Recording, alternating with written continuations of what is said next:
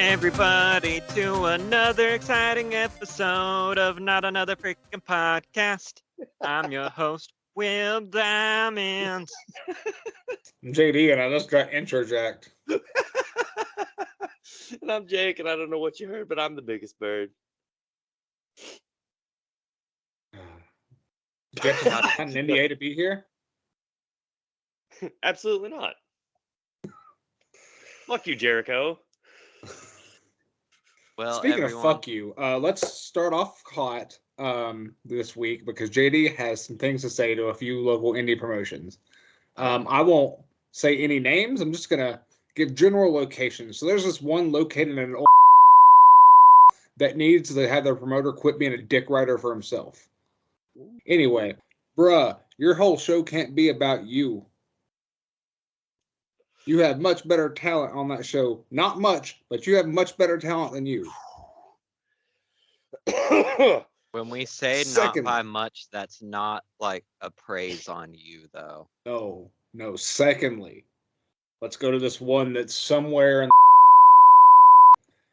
If you're going to wrestle on this card, you have to not get on social media an hour later and praise everyone you just worked with. Kayfabe, motherfuckers. Kayfabe. Fans see this shit. I know we're in a reality wrestling era. Who gives a fuck? If you have fans on your fucking Facebook page, do not start praising the other wrestlers on the card when you're supposed to hate them while you're there. Fuck that shit. It's dumb. Thirdly, to this place, you have stronger workers than the ones you're pushing. Y'all need to get your shit together. Get your main event right. I'm tired of seeing wrestling promotions make dumb decisions. I'm not saying everything you do is dumb because there is some great shit coming out of all three places. But you need to tighten the fucking spokes if you want to be better than great. All right, I'll step up my A big gripe now. that I've been noticing a lot with indies is why the fuck has no one been booking Cody Fluffman on every single show possible? I guess the Not same to reason mention, AEW stopped. what's the deal with fucking airplane food? You're flying the wrong airlines. So, I don't have a good segue, but speaking of people get punched in the face, what about Jack Perry ripping up his AEW contract? Jungle Man, he's so strong. That's real paper. Cry me a river. It's a work, boys and girls. think, well, obviously it's a fucking work, but yeah, but people are acting like I think that this is certainly something. Honestly, why not do this shit and basically send him on a little mini excursion? Because there's nothing you can do with him in AEW to slot him back in right now. I mean, is there anything y'all can think of? He doesn't make sense anywhere right now. Exactly. So fuck it. Throw him at Shota Umino. I think seeing him establish himself elsewhere might help him in AEW in the long I run. would just like to see Tomohiro Ishii just eat him. That would be fun. Yeah, it would. It would be fun for me because Ishii would just fucking eat him. You think this will help get rid of the look that he's a Nepo baby, or he's still he's still a bubble blowing bitch baby. Fuck him. I mean, I have no doubt that he'll have a banger with Umino, but I don't think it's going to do anything for his detractors because they don't watch New Japan. WWE fans do not watch New Japan, let alone New Japan Strong. And he's still a bubble blowing bitch baby, so fuck him.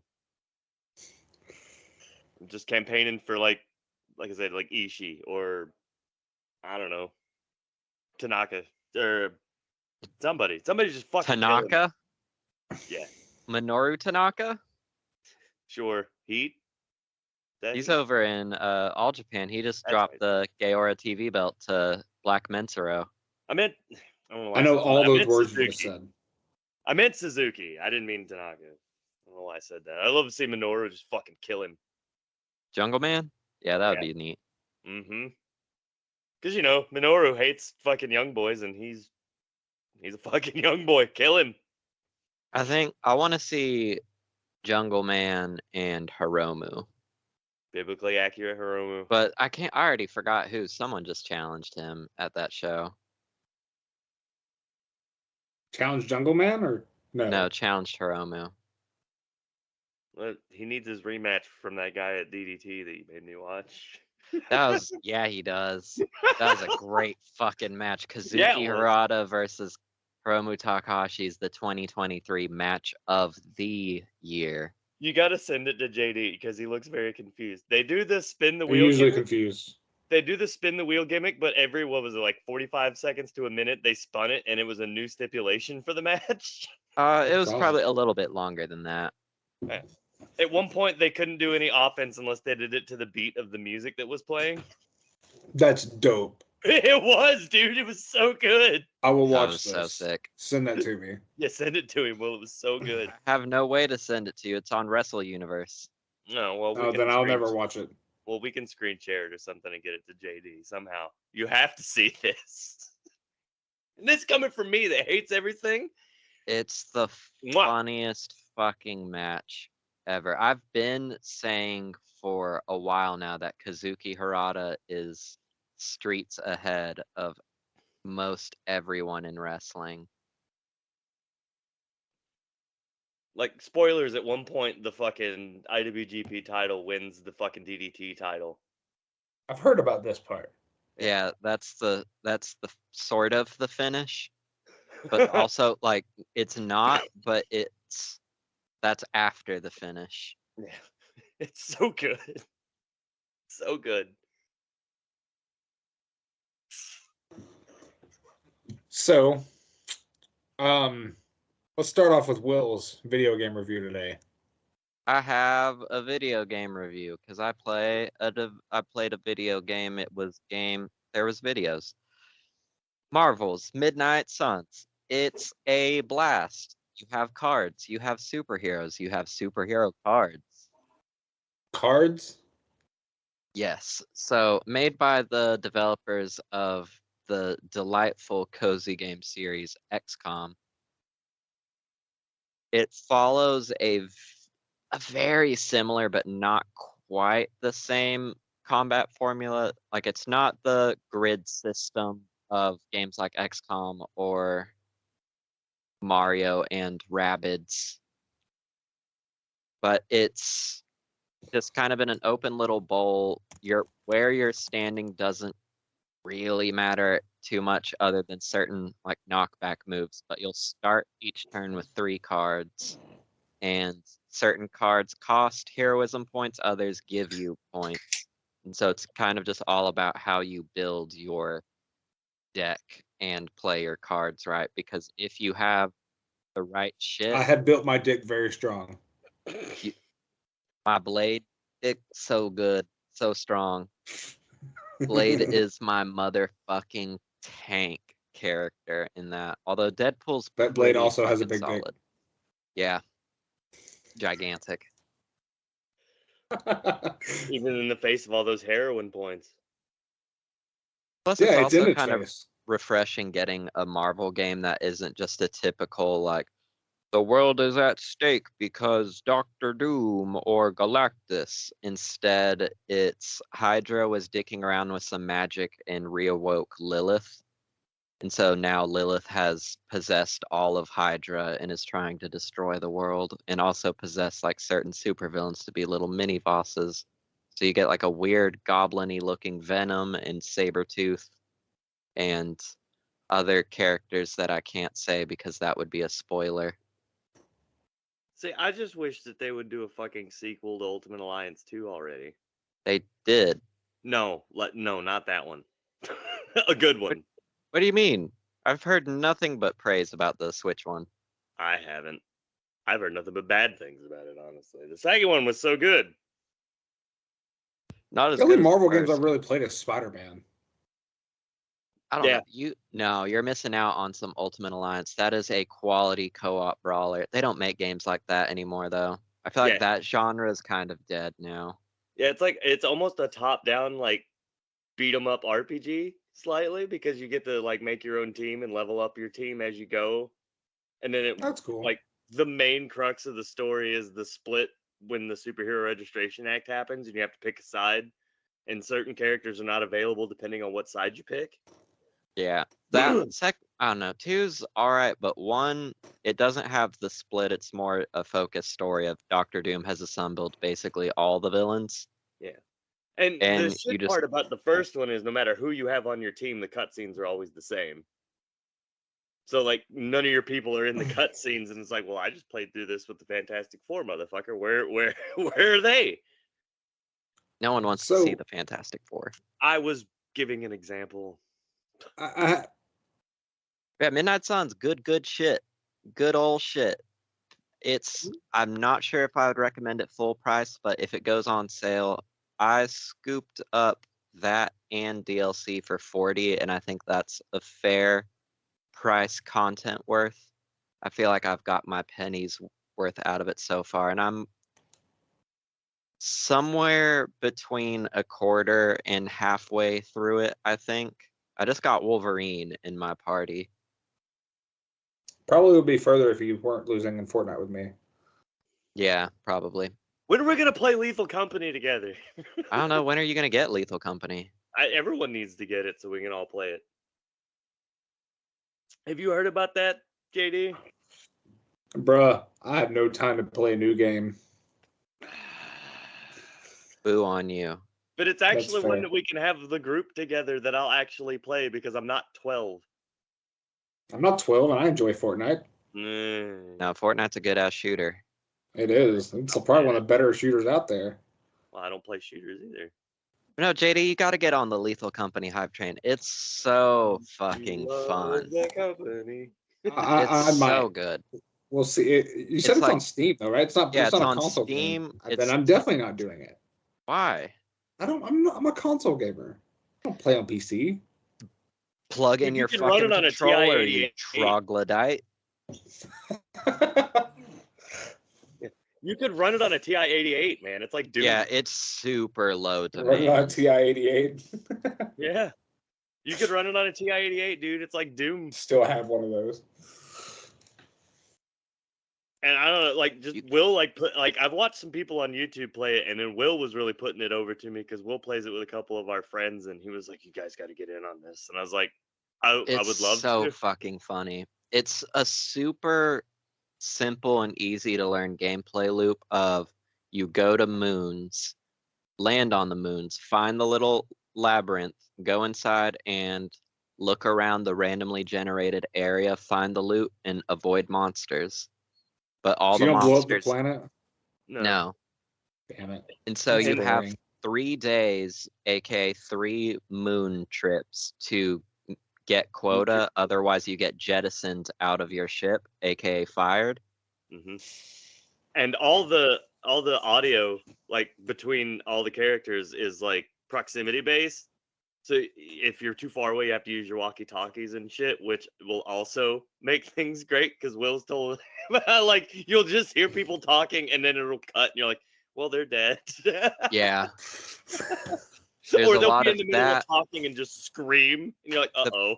The proximity chat is really fucking good because it's good at adding like just little bit of layers to like make it kind of echo. If you're inside, it'll like dim it if you're far away, so you can kind of use that to actually find people if you get separated.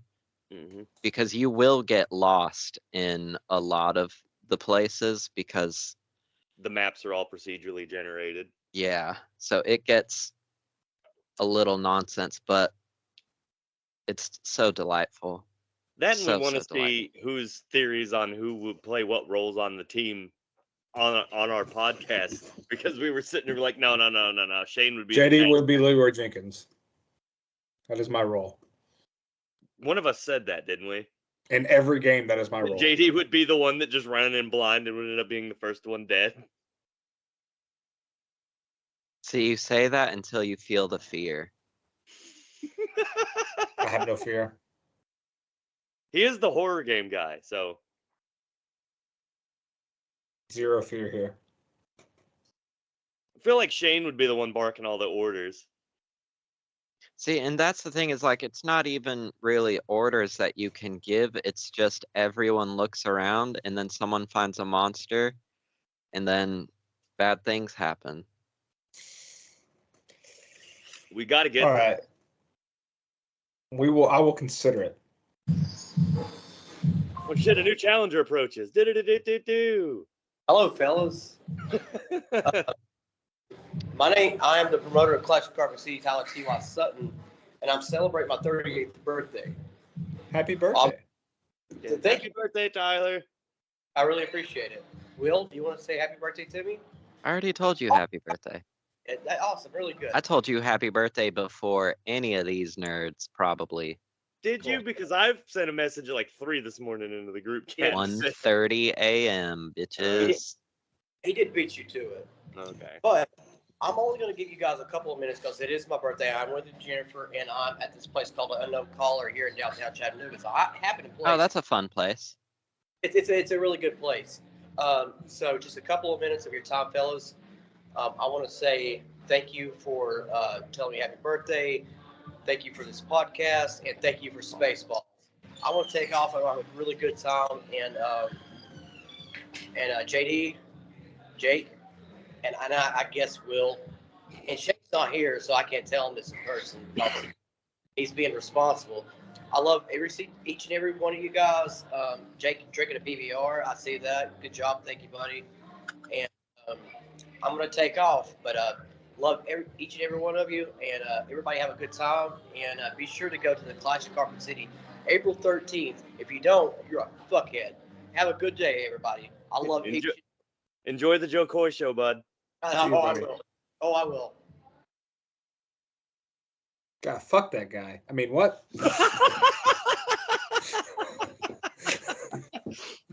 I wonder if he listens back to these after we record them. We'll find out. Because I know I do sometimes.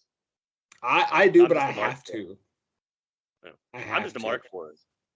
And it's like a free listen every so often from me. So I help our numbers. So Jake, are we hot tagging in, or are you staying in with us, or you jumping out? I know fuck all about what we're about to talk about next. This is more our resident experts. All right, then we got the hot tag. Got the hot tag. We're gonna revisit the cast of us for this segment after the announcement of a couple castings. Yep. Did anybody see the castings I'm talking about? I did. I did not. Okay, Caitlin Dever has been cast as Abby. And Dina has also been cast, and I don't remember who this was because I've never heard of her before. Isabella Merced has been cast as Dina. Yeah, I've not seen her in anything. Yeah, I have not either. Now Caitlin Dever though is interesting being cast as Abby. Caitlin Dever's auditioned for Ellie twice. Once when they were developing as a movie with Sam Raimi as the director, and this time she auditioned when Bella Ramsey got the part. I think that's probably the most interesting casting I've seen in a long time, as far as like something I want to watch goes. Yeah. I'm kind of wondering if they're gonna do like, because Caitlin Dever, she looks really young. I wonder if they're gonna do like younger. She Abby. does look really young. I've always been a big fan of Caitlin Dever. She was in the show Justified I used to watch, and she killed it in that show. I'm really excited to see what she does with this part, but I'm also wondering if they're gonna have her bulk up for the part like they did I'm Abby wondering or that not. too, and I've heard a lot of people say like we do want muscle mommy. Like I would at least like her to have the approach of that. Maybe she doesn't need to be as jacked as Abby. Yeah, she But doesn't have to, somewhere- but I'd like to see her have some muscle on Somewhere in that range, yeah. because it would make sense, especially if she's a soldier. And I think the weirdest thing though is that like she's about just an inch taller than Bella Ramsey, so she's not going to tower over Ellie like Abby did in the game. yeah, And I wonder how much that will add or take away from what we're seeing on screen. I'm sure they'll find a good way to work with it. do you think they're trying to like kind of like you know how bad the reaction was to Abby, and like when the game was out, and there was just like a lot of people that were just really hateful and awful. Transphobic. Yeah, all that. Do you think they're trying to cushion that a little bit? Hey, welcome to the We got Secret another Smart run-in. Show. Uh-oh. I'm your host, Richard Jenkins. With me, as always, is the Not Another Freaking Wrestling. That's the key part of this podcast. How are you guys doing today? We're not another freaking podcast now. We dropped the wrestling. Oh, that's a bad idea. That's all y'all had going for you. Well, really? I mean, sure. No, definitely people want to hear y'all's opinions on whatever it is you're talking about. What is it now? Israel and Hamas. Oh, yeah, that's definitely where y'all should put your 2 cents. Oh, no. No. Everyone's clamoring, hey, what's a bunch of hillbilly wrestlers thinking about Israel and Hamas? Exactly. You gotta get your opinion out there. Let's get the pulse of the people going right now. I mean, I figure they want to hear me more than a weird ass Ben Shapiro. What's Ja Rule think about this? I wonder if he signed any of those petitions. Ja Rule recently did a TED Talk, and honestly, his thoughts on Hamas and Israel were pretty nuanced. It was really surprising. Okay. Only so he backed that ass up. Only brought Gotti up 3 times. Bruh. So, we were talking about The Last of Us, Richard Jenkins. Do you have any thoughts on the latest news? Yeah. So I've been reading a lot of the discourse online, and it seems like, if I'm reading this correctly, women are bad? Is that the thing that we're doing? Like, muscular women are bad? Basically, yes. Okay. You really want to that's with me in here? That's the Twitter discourse for it, at least. That's what seems to be the hot take going on right now. Personally, I think any man that is scared of a strong woman is because he knows deep down inside he's incredibly weak and fragile and will get his ass beaten when he steps out of line. Well, that's right in the way I think, yeah. Yeah, But isn't that also part of the appeal? Exactly. Typically, men that hate strong women do have a humiliation kink also. I was gonna say, to quote the prophet Spike Spiegel from Cowboy Bebop, I like a woman that can kick my ass. Yeah. I like a woman that can kick your ass also. I know I've got one. Yeah. So, we just got Abby cast. It's Caitlin Dever, who had already auditioned for Ellie twice. You have any thoughts on Caitlin Dever there, Richard Jenkins? I have no idea who these kids are. I'm old. She on TikTok or something? Like, how'd they get her? I mean, she was on. So they were doing a really big TikTok audition for the show, and the runners-up were her, Hasbulla, and that one cat that gets edited into all the other animals and dinosaurs and rocket ships. That cat's And got some range.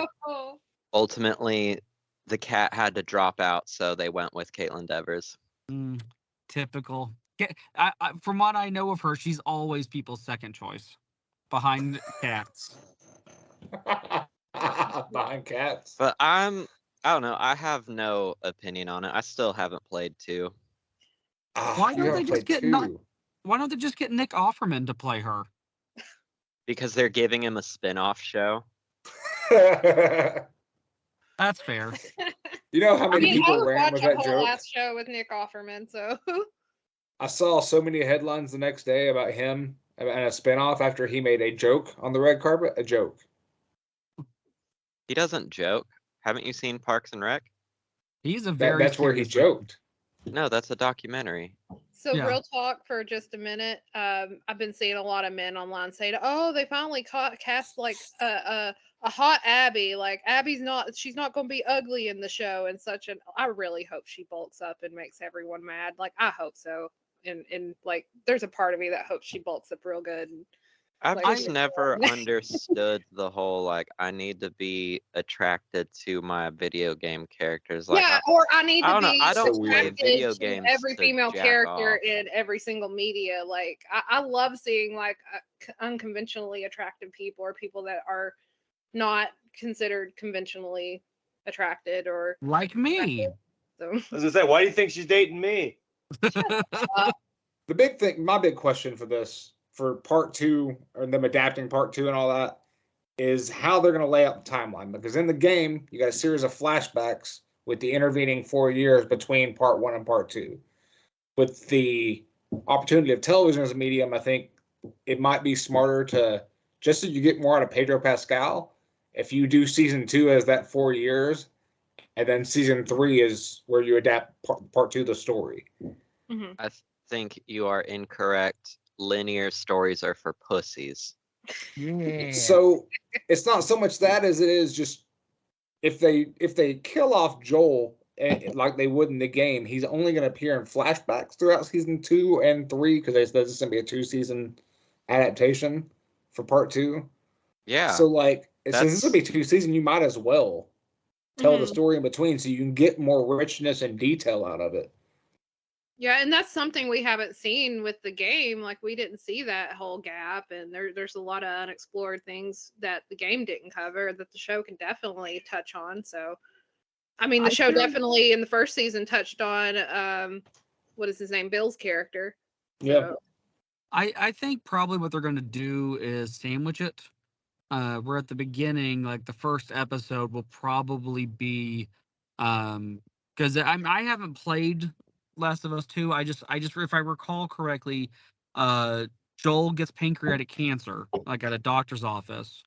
And, Yeah, they inject them with yeah, it that's exactly how it straight into his pancreas. yeah, and then he goes on and he has like a job at a car wash, and he's like he becomes a chemistry teacher, or he was a chemistry teacher, and he starts cooking meth for a while, if I remember correctly. Are you sure you're not crossing your shows up a little bit there, man? Pretty sure I'm not. But you'll probably start with him like about to die, and then go through a whole season of like the flashbacks, and at the end of the season do the cliffhanger for the people who don't know of him about to die, or like he gets hit and like, oh shit, is he dead? And then leaves people quote unquote wondering for the That is duration of such the a good season. idea. You would That's drop what I video think. game sales with that too, just so people can get the story. Yeah. I mean, I have multiple friends who did not know that Last of Us was a video game. Really? Yeah, they just thought it was an original thing. One of my friends, I was telling her about it, and she's like, "Oh, it's so good." And I was like, "Yeah, it's kind of sad that you know what happens next, because the second video game." She goes, "What? It's based on a game?" I was like, "Yeah." And then she Do was people actually just not read credits? I think they're you'd be surprised. Like, there's a lot of people that'll be like, "That's a game? Oh my god!" yeah. So I mean, I think that there's enough of a market for it where they could use his death as a cliffhanger for the end of the season for people that don't know, and then pay it off with the third one. I think that No, would be because brilliant. that's something that I don't think they could do a cliffhanger with Joel's death. Also, I think they're banking on a majority of their fan base being people that played the game too, especially watching the first season. I don't know though. That show just won Golden Globes. Like, Yeah, I don't know that their audience is. They're just banking on people who played the game at this point. That's fair. That's fair. It's kind I of been think- into another realm of like. I think that was their initial goal, was to get the people who played the games, and then after that, it widened pretty quickly. oh yeah. I'm really interested in how they do this season. It'll be really cool to see. And Will, you got to play the fucking game. No, you don't. Just watch people play it on YouTube if you absolutely. If you enjoyed the first game, you should play the second. Nah, just watch a YouTube video. Read Wikipedia. Although it is like 24 hours of torture porn, so maybe not. That's okay. I watched the Hostel trilogy. Not 24 hours though. He watched it on a loop. Yeah. No, I watched it on all three on loop, and I just had monitors on each side of my head, and I just spun around so I could see Sounds all of them at disconcerting. once. Yeah. And then also, just to add a little extra flavor to it, he'd break it up with a Serbian film every once in a while. I heard the On Serbs all are very the good with same their monitors, so I could watch it multiple times at the same time. I'm Split sorry, I screen. just consume media better than all of you.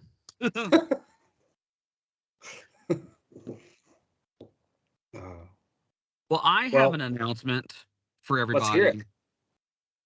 It's kind of sad news. I am getting a divorce from Chris Jericho. Did he make you sign an NDA to be able to have this conversation? I don't even know what those things are. I mean, it's not in my employee handbook that I have to sign anything. Well, Yeah, no, turns out, one, he's a bit of a piece of shit. And then A two, bit? he's a man. Oh, you didn't realize that part? No, because like I'm a straight guy. And Was so it I the thought- long hair? Yeah, it was the long hair and the pretty singing voice. Oh, pretty. Yeah, so I honestly I feel bamboozled for the last couple of years. So gonna have to say that y'all's industry connections are now gone. So my apologies for that. Dan, we'll never get QT on this show. No, you won't. You won't at all. So, but you live and you learn. There's another very attractive wrestler that I'm going to start trying to date. Perhaps you've heard of her, Edge. the one that So- Jake refers to as a Pomeranian. Yeah, very pretty. Not as good of a singing voice. That, or I might go for Matt Hardy's wife. She's on the market now. Oh yeah, I've heard about this.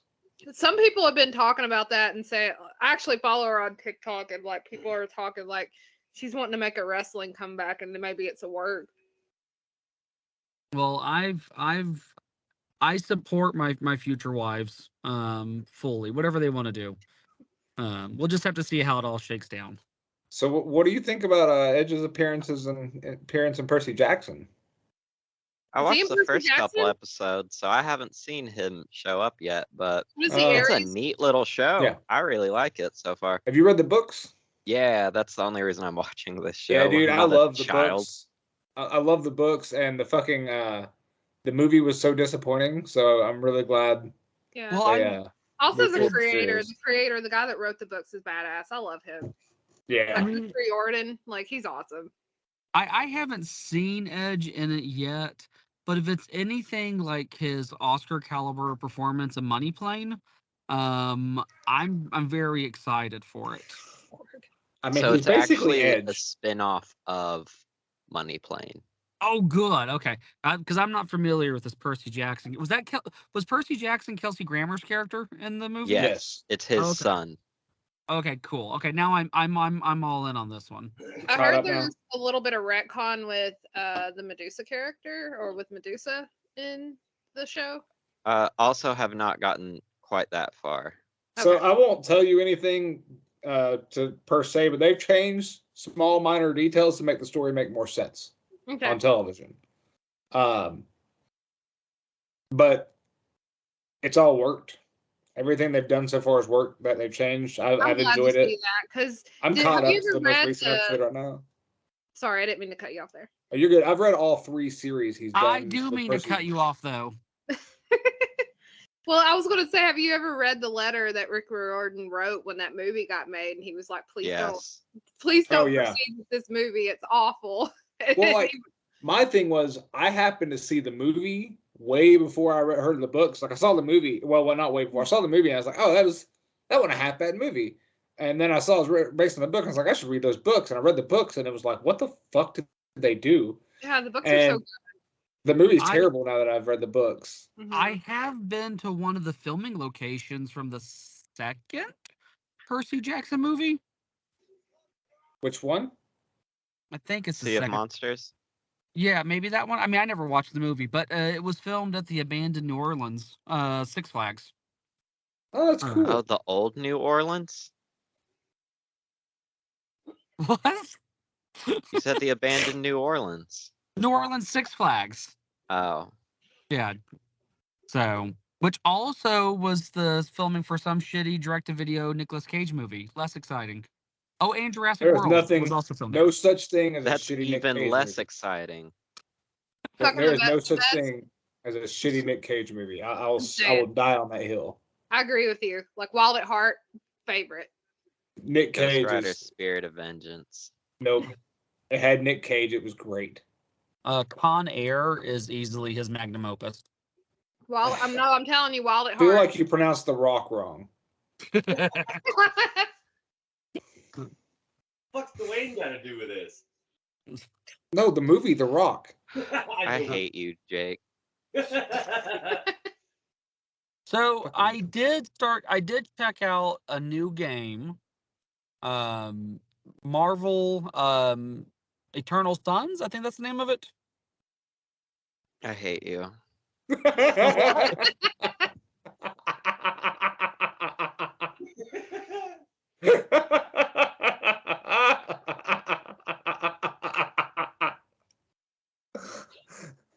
Go get me another book. Y'all just like real strategy space. games? 'Cause that's what this game is. I'm still Don't on my do this Baldur's to me, Gate Jenkins. bullshit. I'm playing Grand Theft Auto 4. Are y'all? Yeah, playing- That was his Christmas present. My friend sent him a gift card, and he got Grand Theft Auto 4. So Bentley, how was this Marvel game? Sorry, Richard, how was this Marvel game? I personally like strategy games. I think it's made by the same guys that did XCOM, if I'm not mistaken. Is it not? It plays a lot like XCOM. I'm just closing my eyes right now.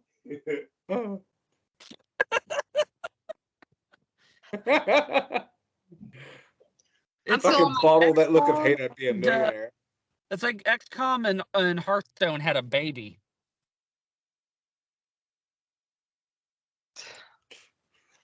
What? What? Will? Mario RPG is fun. I'm I at the end of fucking it. love Mario RPG. I never played it. Oh, the I remake is really pretty. Or the, Team Mallow. would you call it a remake or a remaster? Because they went through and like did like little cutscenes and redid all the little cutscenes for it. So I would say more of a remaster than Yeah. anything else, like an upgrade. Mhm. No, I am deep into that right now. So I played that originally. I think that was the first RPG that I ever played, like turn-based RPG that I played. when I probably was a me kid. too, because I remember when I was little and the movie house I used to go to and rent things from went out of business. I bought Mario RPG for like $1 from them. Oh man. Now my grandmother, I used to go to my grandmother's house after school, and she bought a Super Nintendo, and I don't know how she did it because like the internet really wasn't a thing at the time, but she always picked like great games. And not like it wasn't like she just bought me like Donkey Kong Country and Mario games, which were always great. But like she She also got you bought like me Gex. Well, your grandma did better than my dad, because I remember I got a Super Nintendo. My dad went and rented me a bunch of games, and he like actually got the wrong system. He got like the original NES games, and he brought them home, and I cried because they wouldn't work on the Super Nintendo. Damn, that's No. tough. my grandmother bought Secret of Evermore. Like do y'all remember this game? No. So it's very Can't say that I similar. do. It's very similar to Secret of Mana in its play style. So it's an action RPG, not turn based, but it's very like 50s sci-fi theme. So you're this kid in this town. Your dog goes into this creepy mansion, and there was like a scientist that lived there and activates a time machine, and you're teleported to this other world. And there's like 4 different worlds inside of it that you go through, and each Man, look at world this your dog is cover. different. Yep, that's it. Yeah, That cover art's pretty badass, actually. it's so good. But like the first level, your dog is like a wolf, and then the next one it's a greyhound. I think one time it's a poodle, and then one time it's like a robot dog.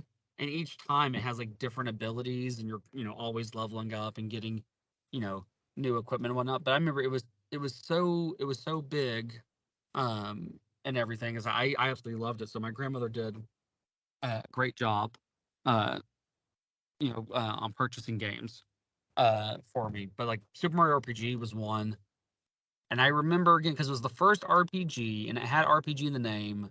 And I didn't understand for a while why I couldn't just jump on the Goombas and kill them. I had to do this whole other bullshit. And for a while, I was like, yeah, Mario RPG, it stands for really poor gameplay. But I kept playing it, and I beat it, and like then it's such a great game. Like I have such fond memories of it, and the remaster is so good. I like the little tweaks that they've made, the little improvements. It's great seeing Gino Mallow in HD. Which gives me It's more so hope. weird seeing Gino like it's like, oh, that's what Gino's supposed to look like. Yeah, that's what it looks like when it's more than 8 pixels. Yeah. But yeah, Team Mallow. I agree with Jake. Team Mallow. Yeah, Mallow he's a little frustrating at the beginning. But once you figure out how to play him, you're like, Once you get all of his elemental stuff, like the dude is a boss. Yeah. I love him. One cool thing that I like about it that they changed is the ability to switch characters out on the fly in the map. Mm-hmm. I really like that. Because there'll be sometimes where like I'll have one person in my party that I didn't mean to. Yeah. And then I get to the round, I'm like, oh sweet, I can switch them out, and then I can still go. Like it's a really nice what is that? Light, like ease of play or whatever. Oh yeah, because it really actually sets it apart from other RPGs. Because a lot, you play other RPGs, like you have your party, you're stuck with that party when you go into a battle.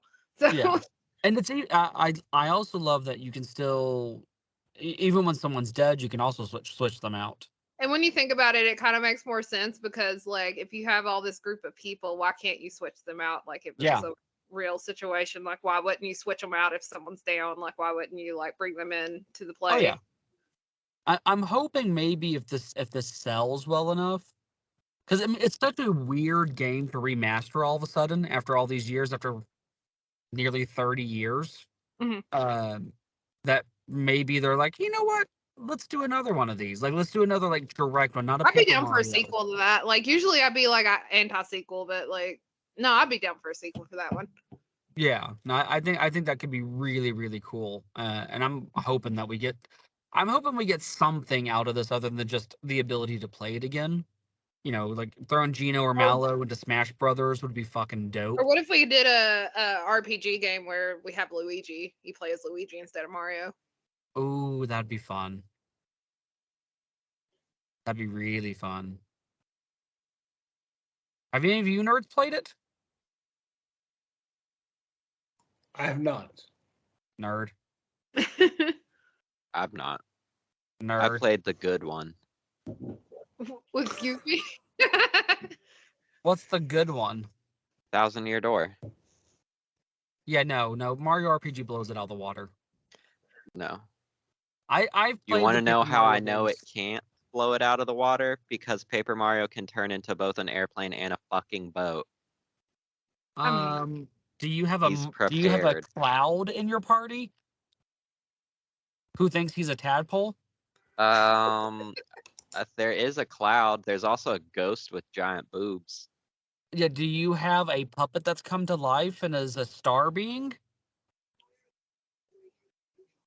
No and no again. There, yeah, I think you got him there.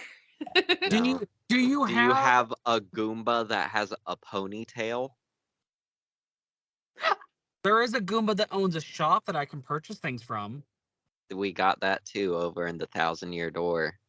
Do you have a pretty intense boss battle of 5 characters that are clear ripoffs of the Power Rangers, the Axum Rangers? I think so, actually.